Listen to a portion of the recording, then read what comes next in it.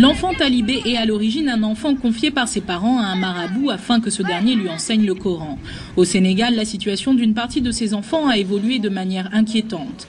Certaines ONG ont relevé toutes sortes d'abus dans les daras, les écoles coraniques. Depuis 2000, l'association Les Gones de Mbour accueille entre 200 et 700 enfants. Il n'est pas toujours évident d'apporter plus qu'une aide alimentaire et des soins. Un petit talibé de 5 ans qui a été violé dans son dara par un talibé adulte de 20 ans. Donc j'ai porté plainte, mais tous les maîtres d'école ou marabouts se sont mis contre moi, même la population, parce que j'ai touché au dara. Donc les enfants n'avaient plus le droit de me parler, alors qu'il y a eu des daras où j'ai soigné des enfants accidentés pendant des semaines. Et d'un seul coup, j'étais maudite, quoi. Et je ne pensais pas que l'importance de la religion pouvait être aussi forte, que les marabouts avaient autant de pouvoir. Très souvent, les familles ne sont pas au courant des conditions de vie de leurs enfants, ayant une confiance totale envers le marabout. Certains l'avouent, comme quoi ils ont été battus parce qu'ils ne savaient pas leur table coranique, et d'autres c'est parce qu'ils n'avaient pas l'argent nécessaire.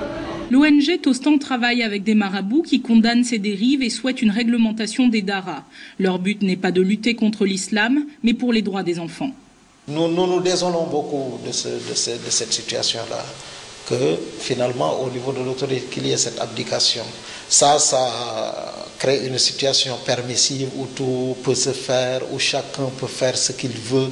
C'est la pédophilie, c'est la violence gratuite, c'est même à la limite le trafic des enfants qui va se développer. Il existe une volonté politique face à ce problème, mais selon les ONG, elle se concrétise trop lentement.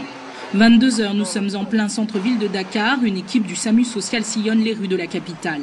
Ils apportent des soins et du lait à ces jeunes garçons. Parmi eux, des fugueurs, d'anciens talibés ou même de jeunes travailleurs.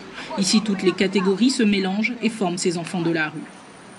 Dans la nuit fraîche d'un autre quartier, un jeune garçon est blotti dans son t-shirt, pieds nus et fatigué. Il refuse l'aide du SAMU social. Cela arrive souvent, se désole un des animateurs.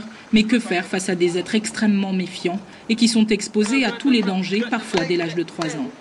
Aujourd'hui, plusieurs milliers d'enfants sont dans la rue. Une étude est en cours pour définir précisément combien d'entre eux vivent dans les rues de Dakar et sa banlieue.